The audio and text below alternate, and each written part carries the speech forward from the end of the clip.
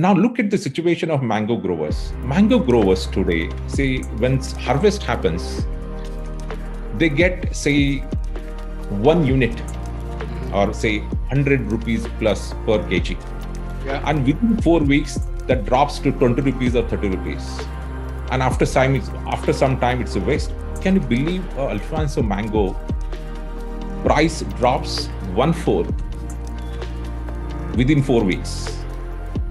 And now they don't actually make money. Farmers don't make money, but as a consumer, we spend lot money to get that mango and eat that mango. Welcome to Straight Talk, where we cut through the BS and get straight into real conversations with some of the best minds on the planet. I am your host, Af Malhotra. I am blessed to be leading these extraordinary discussions and asking tough questions that then elicit insightful answers, accelerating our awareness of the biggest issues impacting our lives and the future of humanity. Good morning, good afternoon, good evening. It's Af Malhotra here from Straight Talk. Today, once again, I have a wonderful guest with me. And today is very special because most recently I made a trip out to India a couple of weeks back. And I had the pleasure of meeting our guest today at a facility that can only be described as awe-inspiring and transformational. To the extent that the 40 or so people that we took over, it was an envoy that we took over from Europe and parts of Europe, the UK, and even the States, and the United States, were just flummoxed and captivated by just the enormity of impact that this foundation, which is called the Deshpande Foundation and Deshpande Startups, has had and is having on the next generation of entrepreneurs. Not only did we feel that India was very much about the heart, as much as it was about the mind, in fact, the heart being first, and which is what differentiates India, I think, to the rest of the world and certainly many parts of the East. But also the wonders of India is, defined by the great Dr. Mashalkar, who you would have heard on this show in the past, talks about the 3 Ds that define India, the fact that it's a democracy, that it's diverse, and its demographic advantage. And I threw a 4th one in, which is this whole idea of discussion and debate.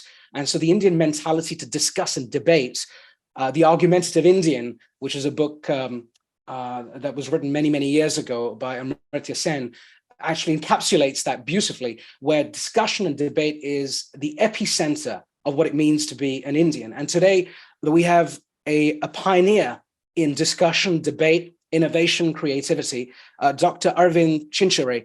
Please, welcome Dr. Chinchere. I met him, of course, many weeks back. I'm thrilled that you're on our show, Arvind, and I'm going to do everything I can to get all of that knowledge and wisdom out of that mind of yours. And of course, I know you speak from the heart. So firstly, a warm welcome from Straight Talk and all of our Straight Talkers. Thank you, Af. Such a pleasure, such an honor to be part of your show. I know in the past there were legends who were part of your shows, and the kind of names that you just described who are going to be part of this show. So it's a truly an honor. And someone I'm talking to like a friend, because we met in India, and I still remember this. I just entered into Bangalore International Center, and you were the first person to meet. An event was about to happen, and I don't remember, we non-stop spoke for 30 minutes or 40 minutes till someone has to tell us that please come into the auditorium, the event is going to happen. So that was the Yes. big connect that we had, and now today I have another pleasure to have that kind of a engaging conversation. So thank you for the opportunity. Yeah, no, it's a real honor. And it's fantastic when you have these moments, and we had that good 30 to 40 minutes of unplanned, unprecedented, human to human engagement on something we both care immensely about, of course. And it was a learning experience, I think, certainly for me, where I was able to understand where you come from and why you come from where you come from. And a lot of that will be discussed today. So before we go into more of the detail, I would like everyone to know, of course, as you know, we are in a phase, in a series with StraightTalk, which is about supporting and promoting inspiring authors. And so this is Dr. Chinchere's book, The New Age Organization, How to Navigate Rapid Disruption and Lead in the Fourth Industrial Revolution. And the Fourth Industrial Revolution is what we have all been preparing for a number of years, and especially over the last 3 years, during the COVID time, right at the beginning of COVID, when we started StraightTalk, to now. It feels as if we've done a good job so far to elevate the awareness and accelerate the awareness of many of our straight talkers, all 12,000 of them globally, who now have a much better understanding of what's going on around the planet, around key issues, all the way from the digital world order to then, of course, what it means to be human, the scientific side, and also the spiritual side, from yoga to the power of healing and many techniques in that space. And this conversation today falls into many of those buckets, Arvind. It's about the digital world order, for sure. Mm-hmm. It is certainly about climate, because that's one of our topics, climate realism. It's definitely about diversity economics, and that's a core part of this discussion. And in fact, it's about being human. So you're, to a large extent, I think it's a rare show, because of who you are, where you come from, and what you're doing, and the nation you represent. You're going to be covering off all four of our themes, frankly, and that's not that doesn't happen as often. It's not a frequent occurrence. So please go out and buy Arvind's book. I think it's a necessary read. You'll understand why in a moment. It's available on Amazon, right, Arvind, and all of the other channels. You could just Google it, and then you'll see Arvind's profile and so on. And why I think you should purchase the book, it's important I say this, is because if you are remotely interested in global disruption, and I know many of you are, because we've been talking about this for years, and you're interested in India in particular, to understand what is truly going on in India, and not a sort of fake veneer, and not a clouded view of India, or not a view of India that is has marketing spin on it. This is a real raw, authentic view of India that Arvind's provided. So I would encourage you to go buy the book. Now, let's move into the conversation, which is way more important. Tell us about who you are before we jump into what you do and why you do what you do. So who is Arvind? Where were you? Where did you start this journey? Where were you born? Where are you from? How did you get to this point where you and I are having this conversation on StraightTalk? Just a nice summary. I know it's a big story. Big story, absolutely. Yeah.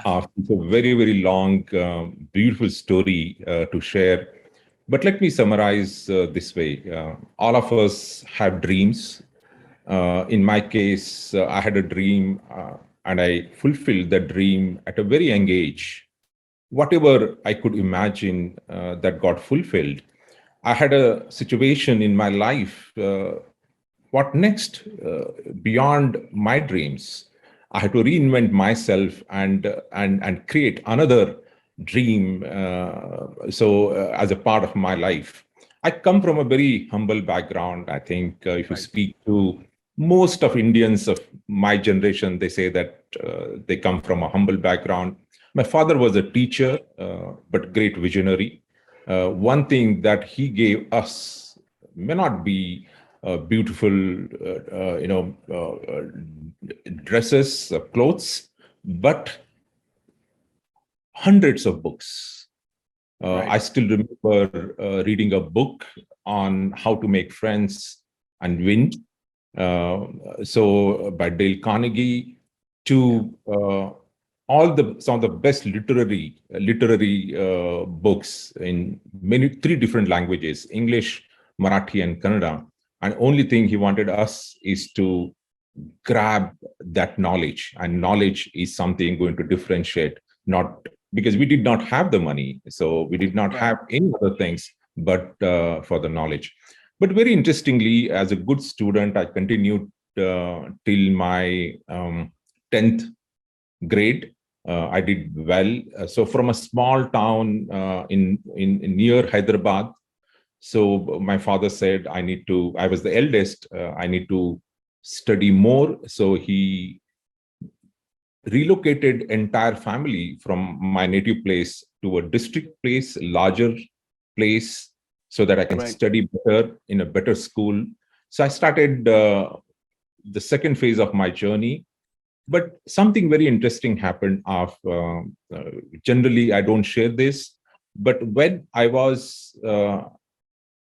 in 12th standard, which is the most important grade for deciding your future discipline of study, something that happened in my life,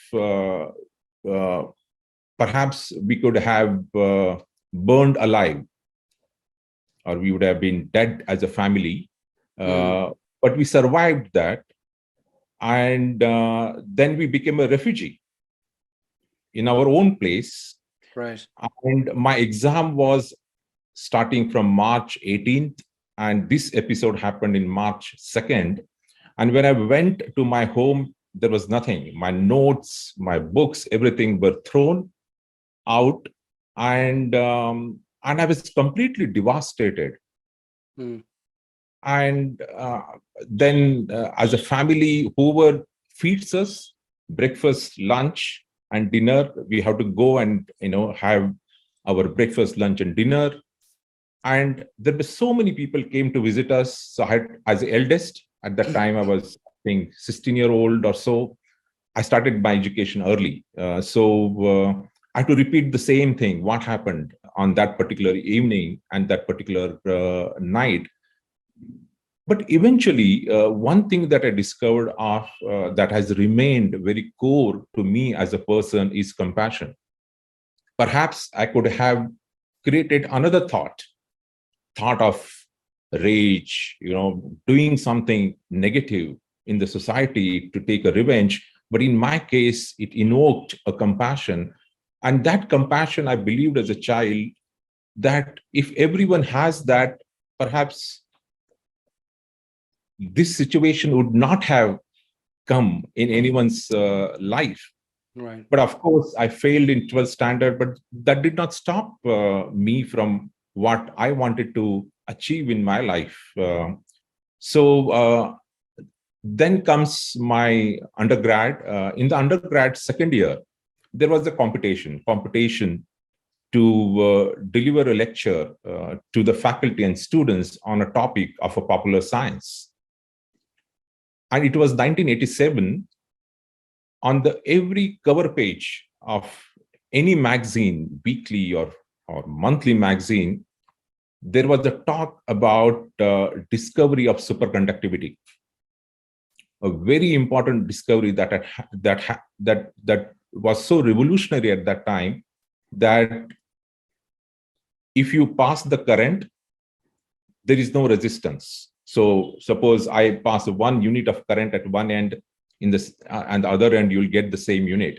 And today you have, because of the resistance, you lose 20, 30, 40% of the power that we generate. Yeah. So I delivered a talk. I was the winner, but something profound happened. To have this kind of a phenomena, the two electrons, which generally don't come to each other, they generally same charges ripple.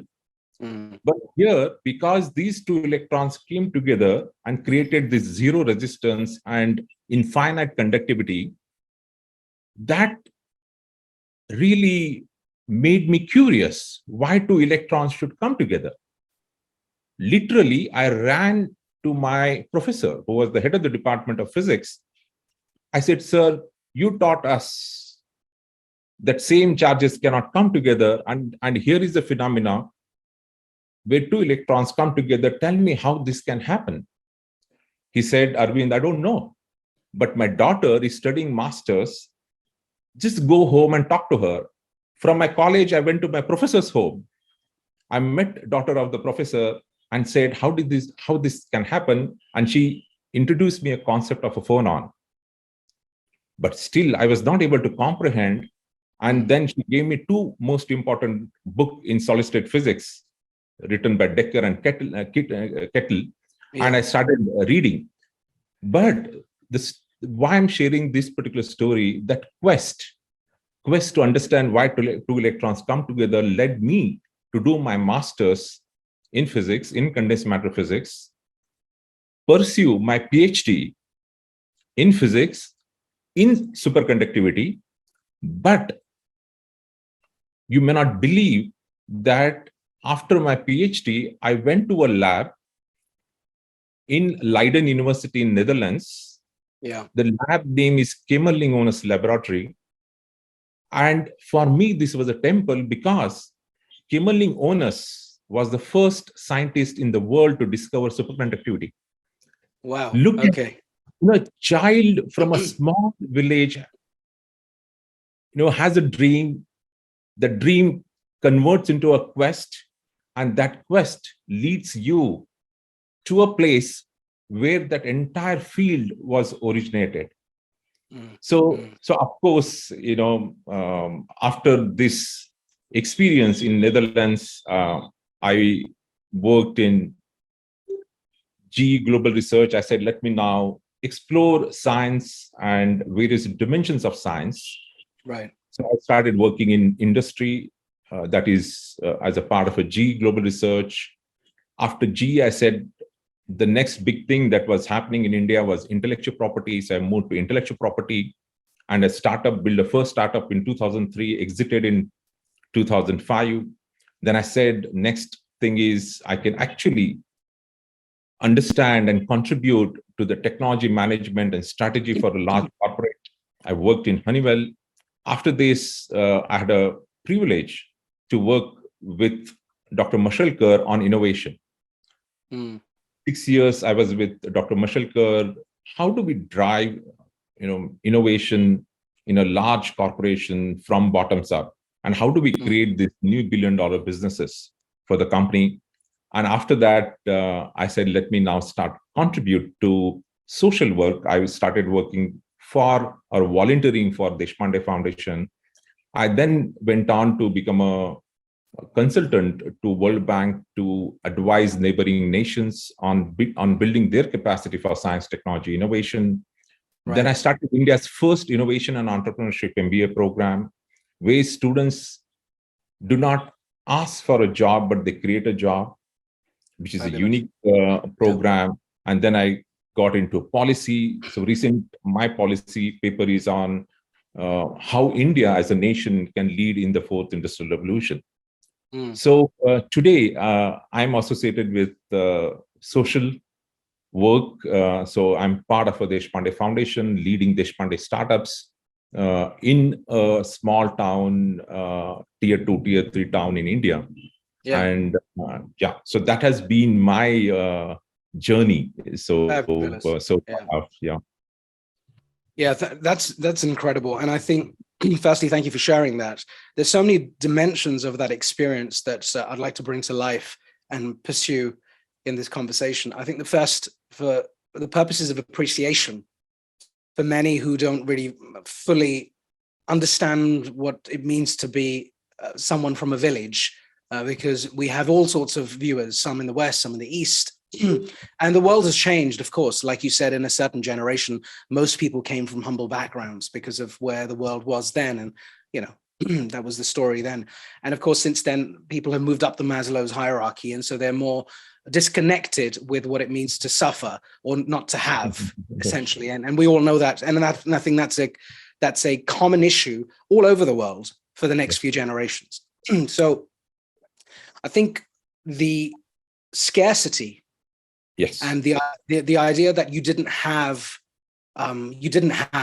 what others did, the idea that it wasn't a choice, it was necessity. Yes, all of these factors become the secret sauce, almost the secret pill, for the want of another term, that gives you that level of energy and drive and hunger and perseverance, and all of the other words we can join with that define what I believe is sort of the entrepreneur of the East. The entrepreneur born out of India has a very different setup, a different DNA, a different operating system. And it is because of these stories and the lineage and the background. And it could be someone who's way more comfortable, is not from a village, from a city. But of course, they have the story of their uncle or their grandfather or their father, who's got this very, arduous, painful, emotion-driven story. And emotions are so important, the heart, again, in being a wonderful, powerful entrepreneur. I don't think it runs on logic. And this is where I find India to be a mix of contradictions, oxymorons, and dichotomies. Because on the one hand, and there's so many of them, but on the one hand, it's the home and the land of engineers, at least one part of India, which is logic driven, 1 and 0, 0 and 1, and mathematicians and scientists as well. And on the other hand, heart plays a massive role in decision making. Right. So the activation of both sides is a big strength, because, someone could say, well, no, actually, he's totally binary, that, beyond that, he doesn't understand. He doesn't have the compassion. But what's beautiful about the story of the Indian entrepreneur that you'll tell us more about is that they encompass all of these factors. And I want to dig into that a little bit with Deshpande Startup. So let's go into the role that you have currently. And it's a very important role. In your book, and in the conversation we had, you've defined Bharat, and many people call it India. Of course, the majority in the world call it India or New India. That's the new sort of term.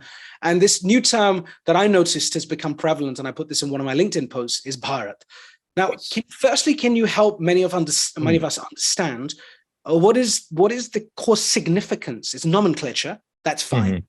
But nomenclature has undertones, and it's got a narrative that goes with it. So in your opinion, I know this is purely subjective, but help us understand, so what's the difference between India and Bharat? Yes. No, this is very, very important thing for us to understand these two terms or names, India and Bharat. Traditionally, India, of course, is a nation, but when we speak India actually connects to the metros. So let's, what we always say is that if there are 1.4 billion people in India,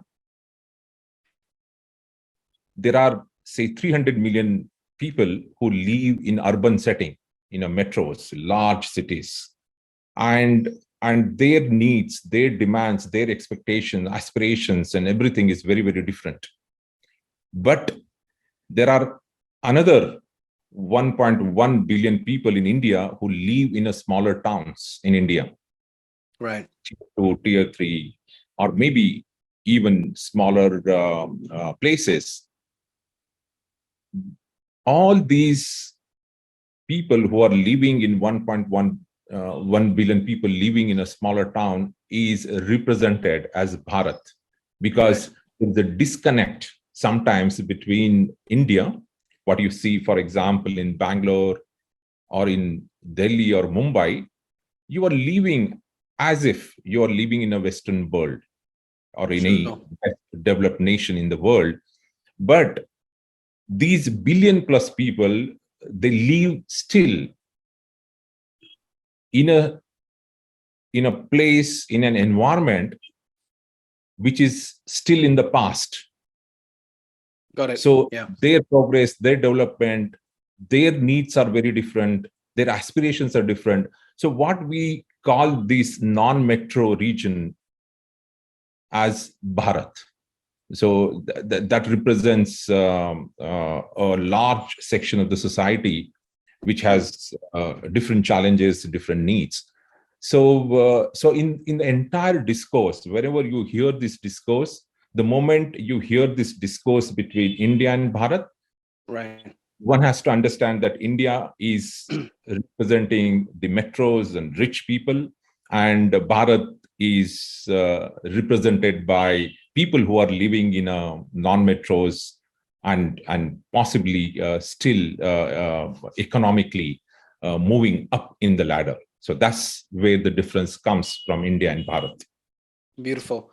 Thank you for that explanation. It's very important for us to understand, because there can be confusion around whether this is a nationalist movement or it's something along those lines. But what you're saying is Bharat is the term that's representing the majority of people who live in rural parts of India, tier 2, tier 3 cities.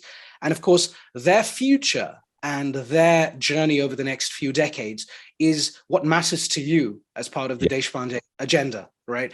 So let's spend time on that. So you have a fantastic facility, and one of the most fascinating things about what I've noticed during my time there is all aspects of innovation. And the term again that I love is affordable excellence. It feels like India is moving towards the realities of being a country that is known for creating amazing innovation that is excellent, not substandard or suboptimal. It's excellent innovation built in grade 8 clean rooms or higher, and from semiconductor IoT devices all the way to robotics.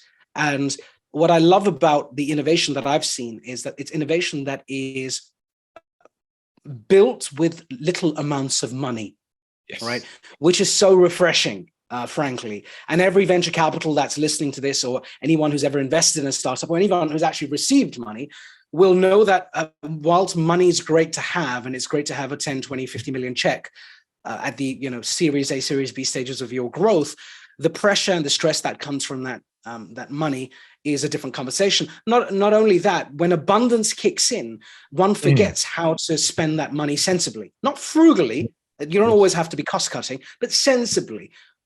Where I feel that India's really got this incredible competitive advantage that no one in the West just can appreciate or even understand. Even in parts of North Africa, where there is, it's not as developed. Even there is just the influence of the West, and the rollout of products and mindset has happened already. So that's where India has got an advantage. So tell us about one area which I'm really fascinated by, which is selfish, but it's to do with agri innovation, agri-tech in India. Tell us about why that is so important for India, number one. And number two, give us some examples of really interesting companies or people that you believe are worthy of global recognition. And maybe they're getting it, but maybe they're not. And this is a forum that will give them that more so. Yes.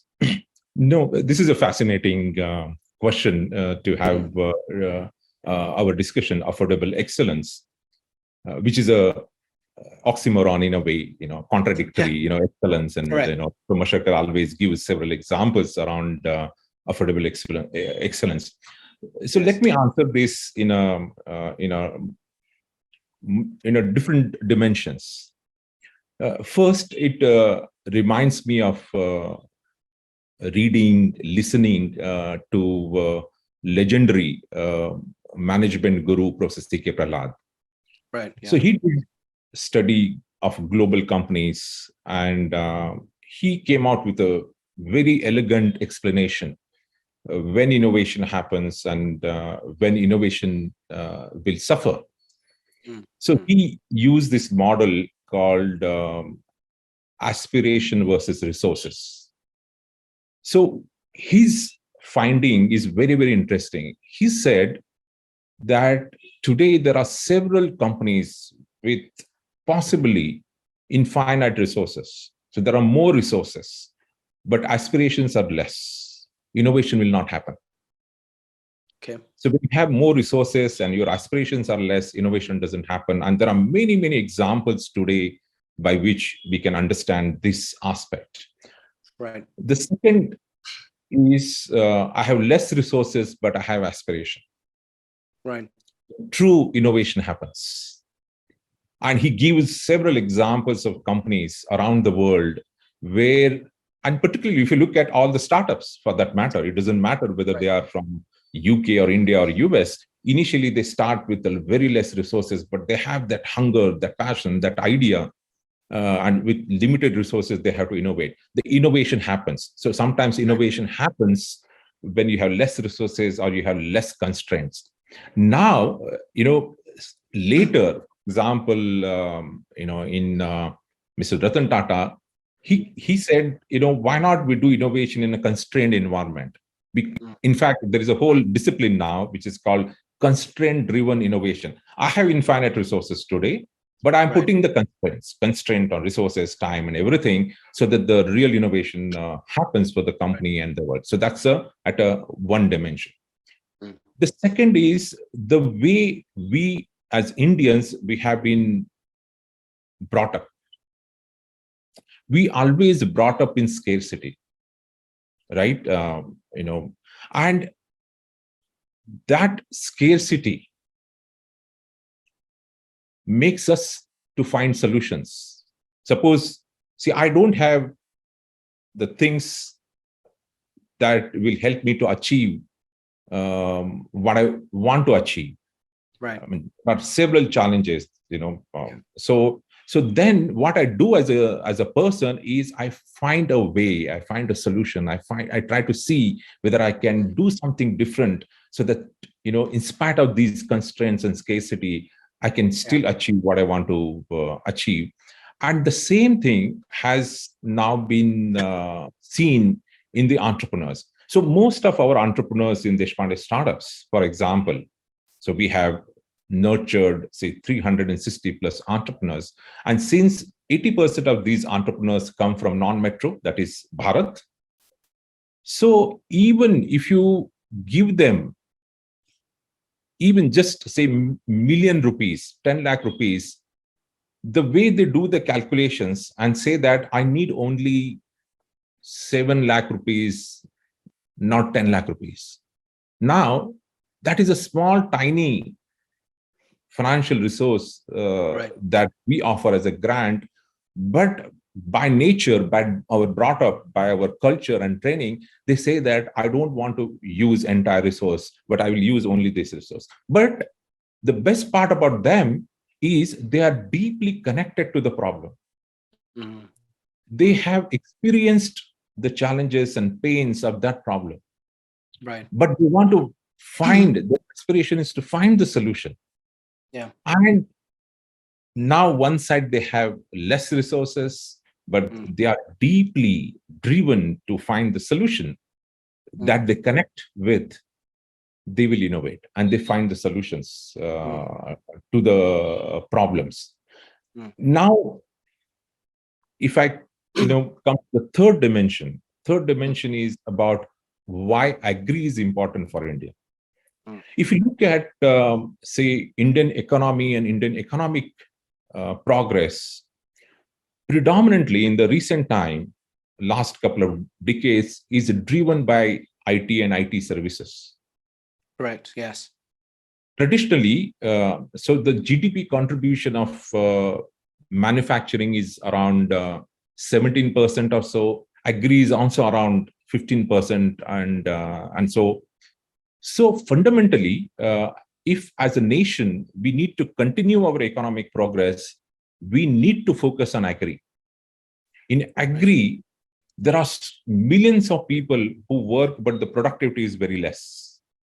Right. So for national economic development, it is imperative for nation to focus on agri, and next is manufacturing. The manufacturing contribution to the GDP has to go from this 17% to 25%, and from 25% to the larger. Why this is important? Because this IT services or services is now stagnating, or it will have a very slow growth. So that's fundamentally, for a nation, we need to look at agri as a area of interest. The second is agri brings lot of opportunities because there are a lot of challenges. If you look at farmer and farmers' income is a dismissal. I mean, farmers today don't earn because they have a smaller margin. These are all marginal farmers with 2 acres and 4 acres of land and so on. Livelihood becomes a challenge. They are generally debt ridden, and as a family, if they don't prosper or economically stable, the children, the next generation, will never be able to really come into the mainstream of the economy. So it's extremely important for all of us to take this as an opportunity. And Deshpande Foundation saw a huge opportunity in agriculture. And in agriculture, are you? Sorry to interrupt. I don't want to stop your flow, but it's important. Are you bringing it to life a little bit? And I know you're getting there. What sort of innovations do you believe are, I would define as being breakthrough innovation? So, I mean, you could define innovation in so many ways, as you're a master of doing that. But I'm trying to get my head around which of those innovations are you seeing being born now that you believe are breakthrough, disruptive if you want to call it that, but breakthrough certainly. And also throwing another thing into this, are export worthy, because we're talking about affordable excellence. So just give me a bit of a sense of how you gauge that. Yeah. Let me share a story of an entrepreneur who has been with us for last, I think, 10 plus years. Right. Again, young, highly aspirational engineer. He said, I need to solve the problems of agriculture. And one of the fundamental problems why farmers get less income is because they don't have the facility or infrastructure or a machine where they can do sorting and grading. Now, sorting and grading is such a simple thing for any farmer in the world, and they do it sometimes right in their own farm, or possibly they send it to a place where sorting and grading just happens. But here, farmer produces whatever they produce. They don't do the sorting and grading, therefore their income level substantially goes down. Drops. Right. So now this company called Nanopix, right. So they said, let's start this as an opportunity and apply technology and do the sorting and grading for farmers. For example, they took because this part, like Goa and coastal part, grows a lot of cashew nut. Now, if I have to do the export of cashew or even sell in the market at a right price, there was no machine to do the sorting and grading. Now, Sashi, the founder, he developed this machine using all this image analysis and analytics and many other, combining other technologies to do the sorting and grading. And I can tell you that this machine goes to, I think, several countries around the world. The 40% of the global market. So he acquired 40% of the global market. Wherever there are cashews, he's there. Okay. And his machines are there. I'm just giving this as an example. Then we have a wide mobility. Again, one export product from this region is gherkins. Now, gherkins have a very complex issue because it's not just about sorting and grading, but you have to inspect whether there are any infections within the gherkin. So now what they did was they used X-ray methodology, build a machine where now gherkin gets inspected, sorted and graded. Got it. Which goes deeper into the gherkin and detects whether there is an infection or no infection, because visually it is almost impossible for anyone to see whether there is a problem. Now, the machines of the wide mobility are there in India, and slowly they are exploring other markets and also other applications. Both Nanopix and wide mobility are now exploring other applications of the same technology. Now comes a very fundamental problem for farmers or in agriculture is understanding what is your soil.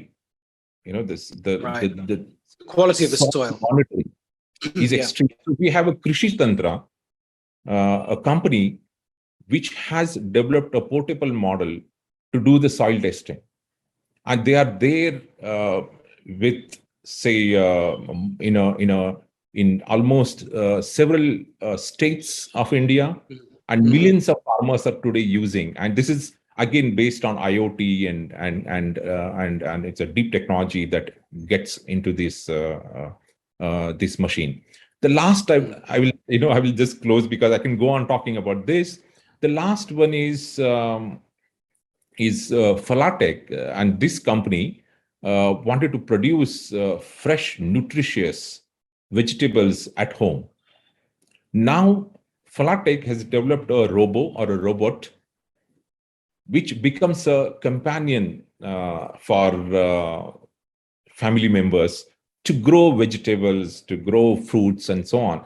So we have seen innovations in agriculture. So if if I take the portfolio Correct. of Yeah. say 360 startups, the 40% of the startups are in agri. It is even how do I recharge my water, the farm. So how do I do pest control? This thing. Now we are looking at drones as one of the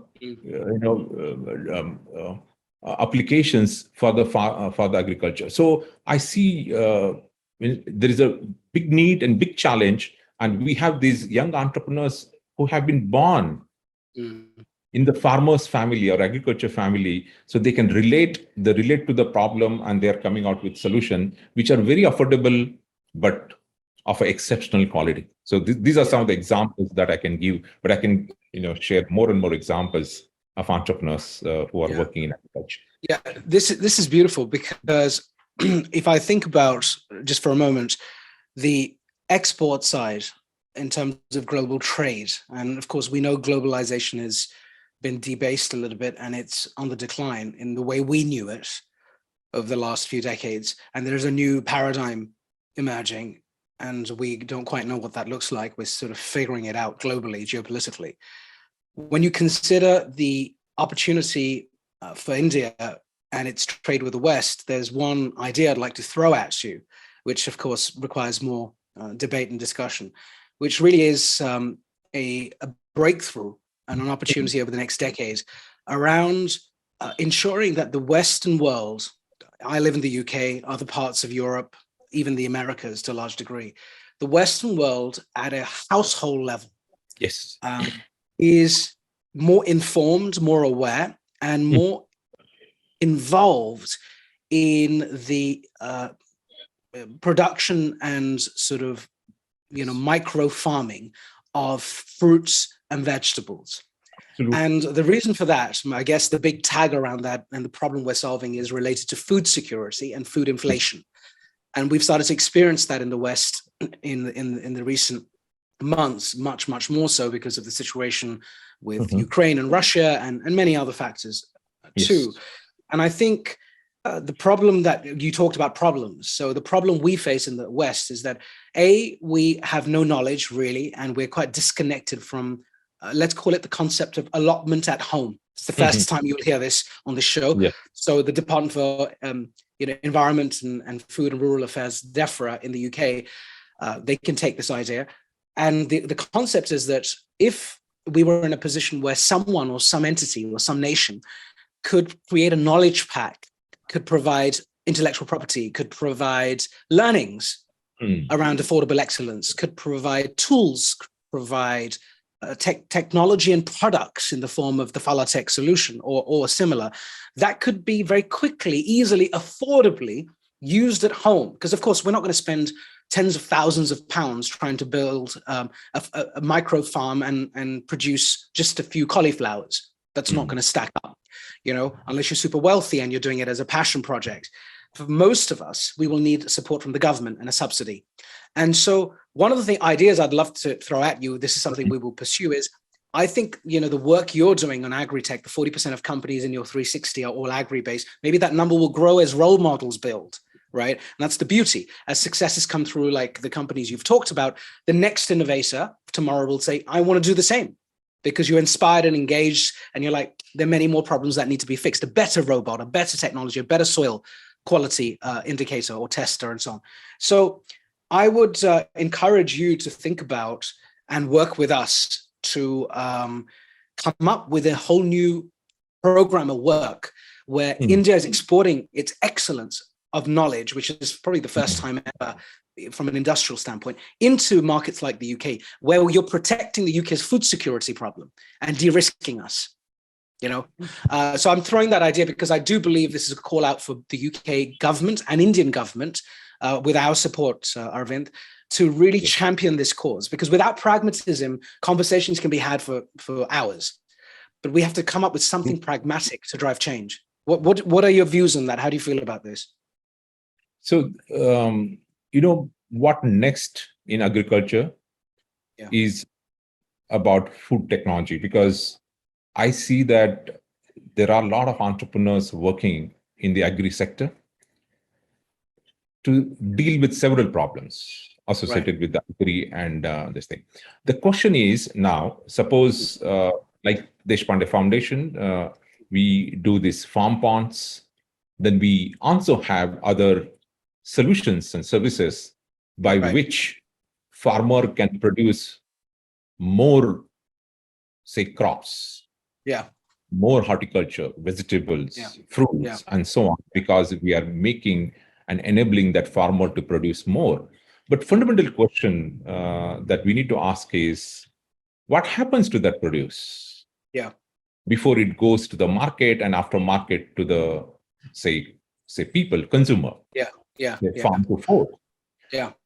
You will be shocked to know that 35 to 40% of that produce is wasted in this during harvesting and post-harvest and the supply chain till it reaches. See, one side of you're talking about food security, other side we produce more, but we are wasting. Correct. So, yes. Fundamentally, we need, say, several solutions, breakthrough solutions, and all kinds of solutions. So as a foundation, as a part of a Deshpande Startups and Macro Entrepreneurship Program, we are launching now an innovation center, which is dedicated for the food and food technology. Beautiful. We did the pilot, and one of the pilots that we did, and we saw very encouraging results, is take any vegetable or a fruit. Now, the fruit otherwise would have wasted. Now I can dehydrate that fruit and increase the shelf life from days all the way to years. Sure. Just one simple intervention. And what we are trying to do is we are looking at now next phase is not only just reduce the waste, but look at the entire value chain of that particular produce. Let's take, for example, banana or mango. Now, if I take banana, of course, we eat the fruit inside, but there is a skin. Then if I look at banana plant, which is full of fibers and multiple applications of that, but I can do banana chips to banana chunks to banana powder, and this banana powder is a replacement. It's a very, very nutritious replacement to the maida or a refined flour. Right. Very interesting. Okay. So now I can use this flour, banana flour, and make cookies. And those cookies are now become gluten-free cookies. Correct. Yeah, of course. Yeah. Or I can replace everything that I can do cakes, I can do bread and many other things where I can use this powder. And of course, children would instead of eating just banana, children would like to have those chunks. Right. And they enjoy having those chunks. But if I look at now, when this part of India, our region produces some of the best Alfonso mangoes. Right. Yeah, we love them. Yeah, super tasty. And now look at the situation of mango growers. Mango growers today, say, when harvest happens, they get, say, 1 unit or say 100 rupees plus per kg. Yeah. And within 4 weeks, that drops to 20 rupees or 30 rupees. And after some time, it's a waste. Can you believe Alfonso mango price drops 1/4 within 4 weeks? And now they don't actually make money. Farmers don't make money, but as a consumer, we spend lot money to get that mango and eat that mango. So now look at mango value chain. In the mango value chain, you have a skin. Now that mango skin has a lot of nutraceuticals. Right. So we need entrepreneur. I know some entrepreneurs who are trying to extract nutraceuticals from the skin. Then I can do many things. I can do pulping, I can do dehydrated chunks, I can do concentrate, I can do pickles and many things. Then there is a seed. Now that seed can be converted into a vegan leather. Just imagine the potential of this. Now, unfortunately, no one is looking at food and food value chain, and that fruits or agri-produce value chain. Now we need a lot of innovation at every step of the value chain. Now harvest happens, sorting, grading. You need ripening chamber. You need cold storage. After that, you need inspection for export for good quality. Grade A, grade B can go to export or on the table for consumers. Grade 3, grade 4, or C and D. Now I can use it for multiple application. I can make a juice. I can make a pulp. I can make a concentrate, chunks, and many other things. And in this whole value chain, nothing goes waste. And make it highly sustainable model. And that is the model that we are building today. And we call this as a cluster model, where in a village, each village will have 5 women.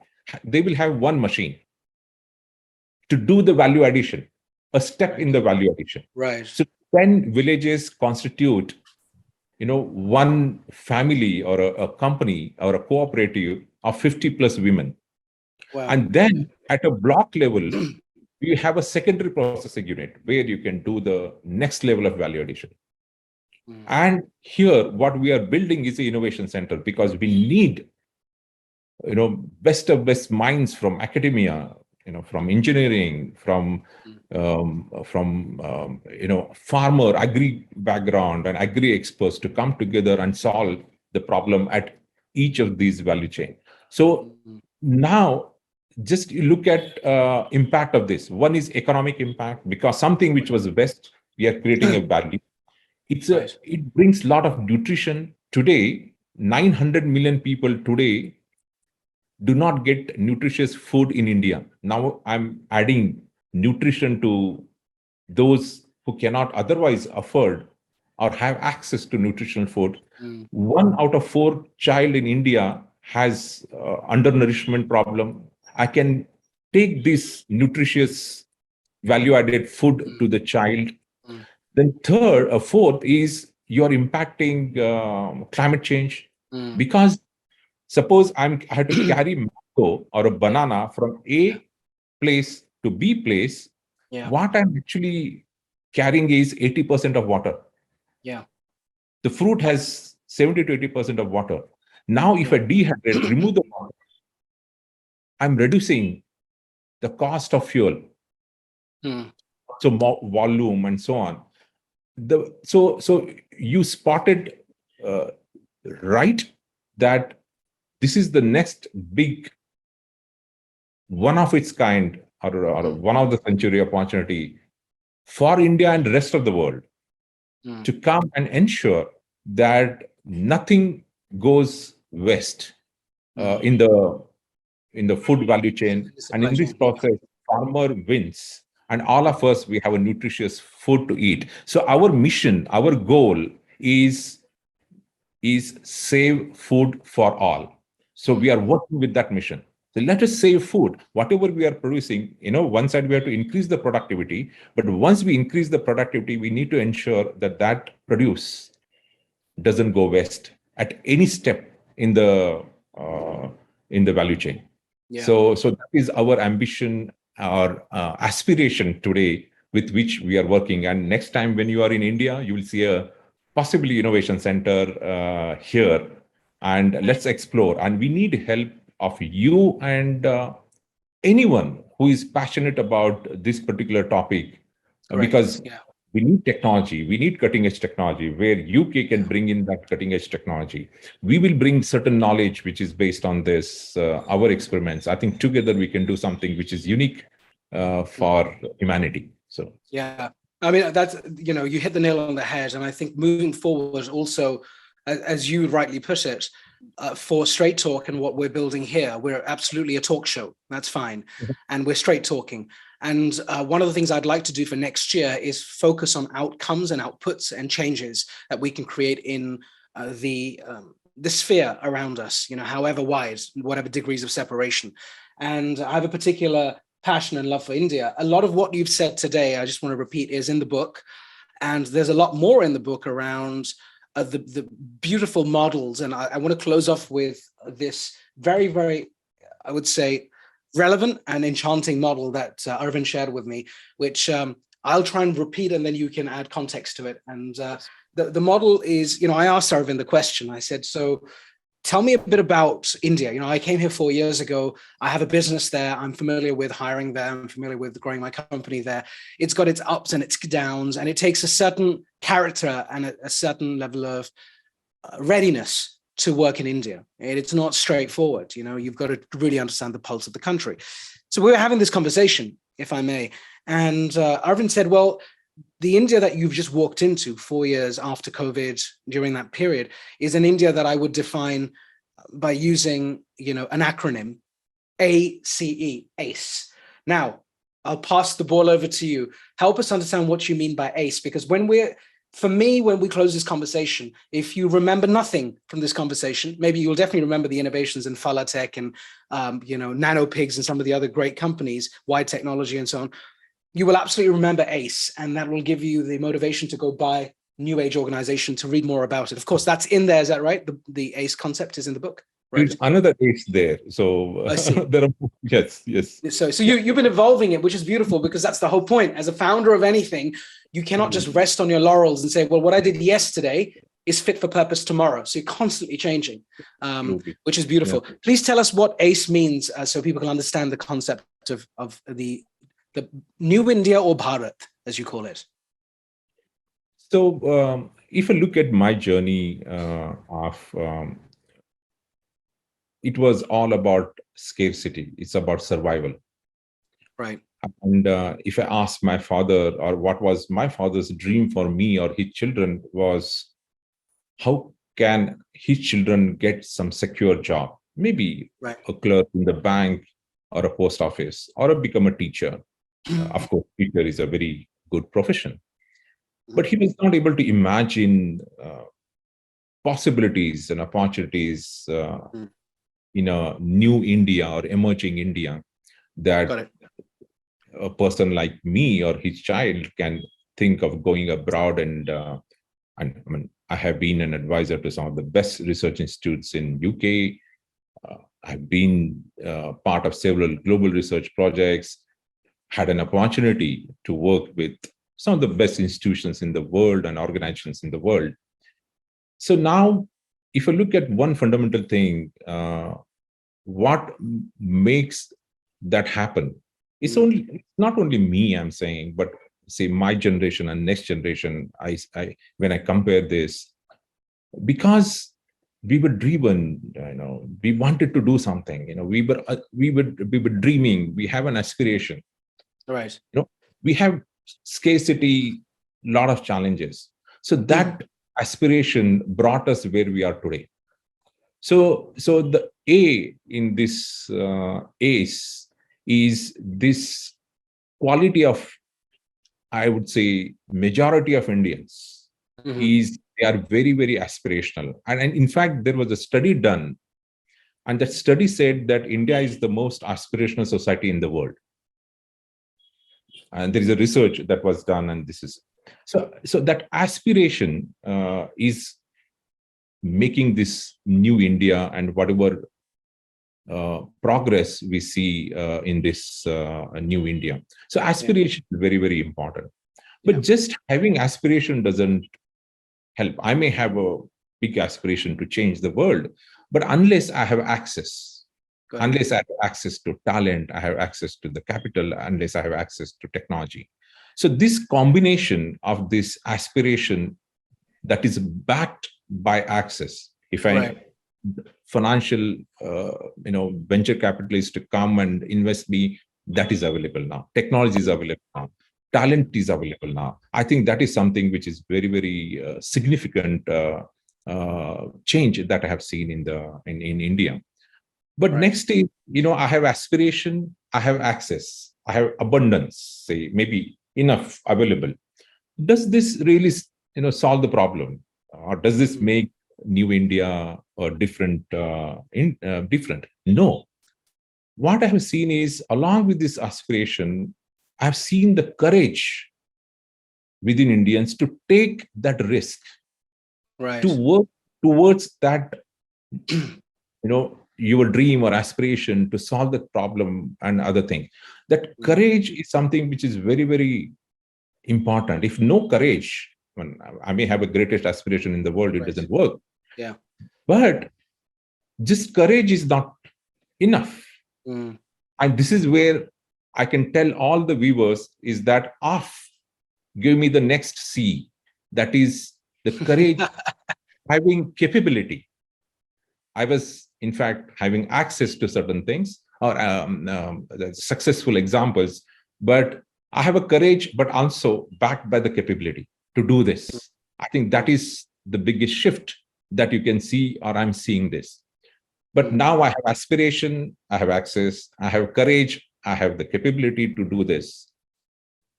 But the next is you need to have right skill set or right mindset to do this.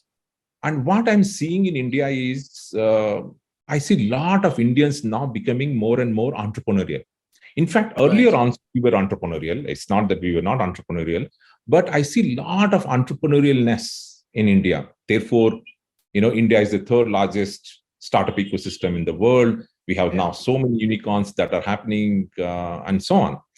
Yeah. Now, that entrepreneurialness is today backed by the entrepreneurial ecosystem. Right. And therefore, what I see is that the new India, the equation for new India is that aspiration, that courage, and that entrepreneurialness that I see in the new generation, young generation, and as I see more and more youngsters, even in our ecosystem, like you have seen of the two youngsters from a small town college, they decide to build a headphone which is one of the best in the world. Yeah, that's phenomenal. Yeah. And you can apply this. They had aspiration, they had a courage to do this, and they were entrepreneurial, and they got an ecosystem support from Deshpande startup and so on. I think that is where I see new India emerging, in spite of millions of challenges that exist today in India, but because of many reasons. We may not have the world-class infrastructure. We may not have the world-class academic institutions. We may not have the world-class, say, talent or something. But still, whatever we have, we actually bring it together and make things happen. I think that's where I see new India emerging. And let me close this, my thought, and we can, of course, go deeper and have deeper conversation. So I was just reflecting today for this particular talk. I said, let us look at India's demography. So we are 1.4 billion people. And I started looking at the population, how it is distributed in terms of age. So we have almost, I think, 29% or 30% population, which is below 15 years. We have 50% population which is below the age of 25. We have 65% of the population which is below the age of 35. Yeah. Now, just look at the power of this. Now, 30%, if I just approximately, is the population under the age of 15 in the next 10 years. Let us say, so that turns out to be 400 million. The 400 million people who are in the age below 15 years. Let us take 10% of them. Yeah. They become entrepreneurial.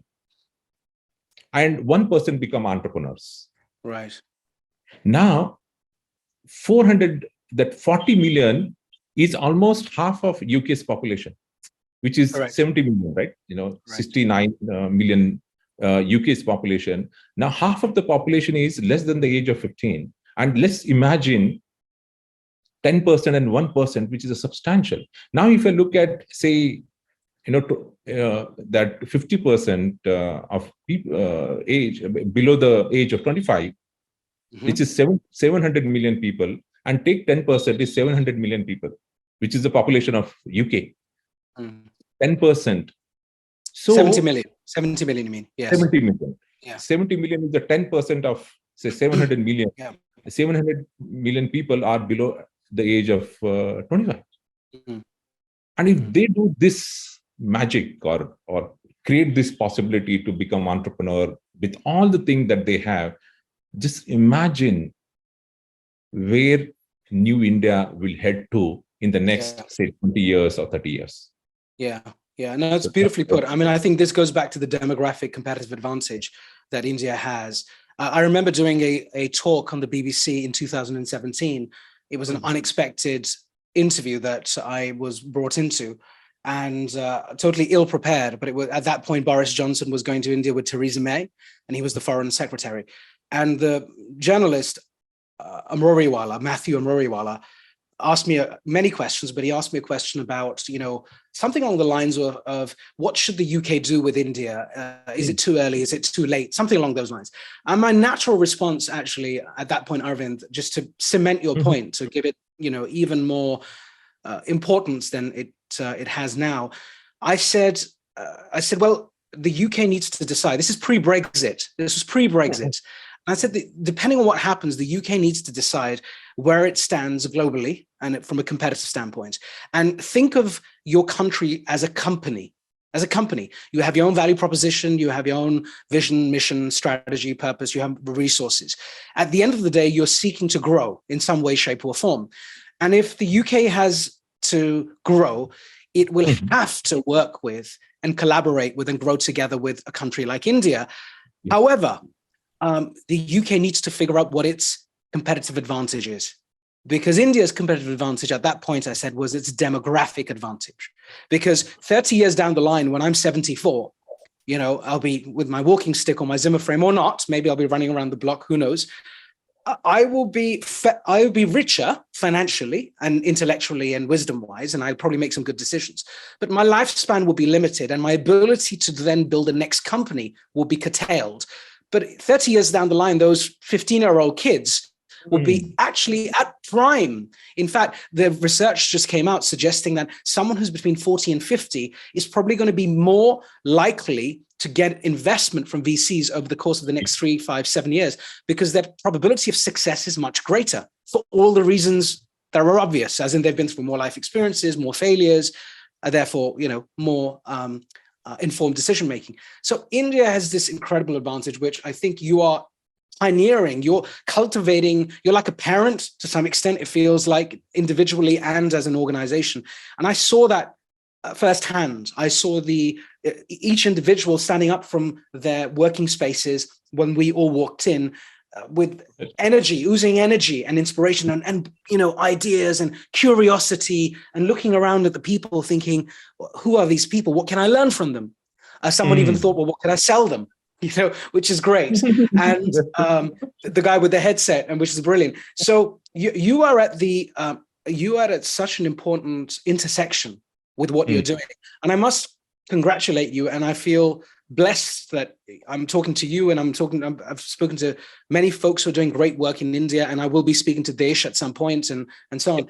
And because what you have decided to do together is you've decided to make a decision, you've decided to be courageous, and instead of go work for another corporation, which you could quite easily do, you've decided to go dedicate your life to social impact. Yes. And that social impact has enormous earth-shattering impact on the way we think, the way we live, the way we eat, what we eat, when we eat, the food supply, the environmental situation that we're dealing with, and on and on. So for that, I congratulate you. And I think one lesson I'm taking away is that all of us in the West who are busy with our day jobs, and we are buried in the busyness of life, many of us, thankfully I'm liberated now, but I was definitely one of them, to give some time to making a difference to people who need that help the most. Because without generosity and giving back, which is where your compassion comes from, because you've been in that terrible situation before, right? We're not, but maybe we will be in 15 years. I have no idea. And maybe there'll be a revival of scarcity-driven aspirations in the West. Who knows? I have no idea. But as I close off, I wanted to thank you for your time. What a fantastic hour we spent together. I could spend many more hours with you. Before we close, could you tell us a little bit about this experience? You and I have spoken before, but I just want to know, for all of our viewers, in a few words, what has the last hour or so been for you in terms of the experience of this dialogue? I'm sure you talk to, and you'll be talking to many, many people who will interview you, but I'd love your personal feedback and also how we can get better. That's very important for us. So it has been a immense learning for me because you have a unique ability to come to a question, a thought-provoking question, but you give a very nice context and background before you throw that question to speakers. So it has been a great learning for me. Second is it is also has provoked me to reflect and think. Eventually, everything that we are doing is we are not giving perfect solutions or perfect ideas to everyone, but such conversation should lead me to think and reflect. In fact, your questions is making me to think and reflect and go a little bit deeper and understand other perspectives and possibilities and opportunities and so on. The third is all about convergence. For example, what you spoke about food security. And so your thoughts, your ideas, then the kind of work we are doing in the Deshpande Foundation and our initial efforts, I think this will strengthen, give a lot of strength to these ideas because it's a validating, right? You independently in UK, you are thinking about this. We in a smaller town like Hubli, we are thinking about this, which means there is a convergence that is happening. More and more people are thinking about this. I think this is something which is third. But the last one is your infectious, energy, passion that comes while having this conversation and making speakers more open, more comfortable while sharing our experiences. For example, I'm not sure whether I have shared about that experience in my life during the childhood. I would have been burned alive as a family. It comes out very rarely.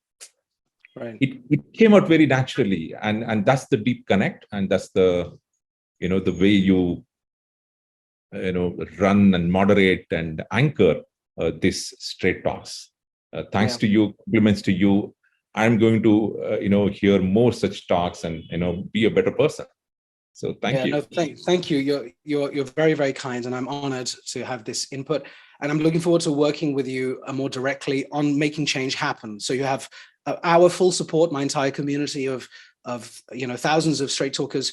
They're going to be behind this, and let's do something magical together because you are already doing it. I'm keen to do it as well and be involved. So thank you so much. Look after yourself. Thank you for coming on our show. I'll see you back in Deshpande Foundation, or I will see you in London. Who knows? Yeah. For a seminar on food security and the export of knowledge out of India into the UK.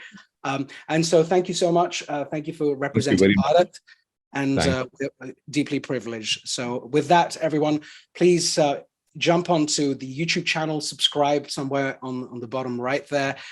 Join our community. All of this stuff is totally free. It's democratized. It's about accelerating awareness of the most important issues impacting the future of humanity. And humanity is a combination of many nations and many great people coming together to drive that change. So for that, I'm grateful. I'll see you very soon, Dr. Aravind Chinchure. And for that, from here on, thank you very much and goodbye. Thank you all. Thanks a lot.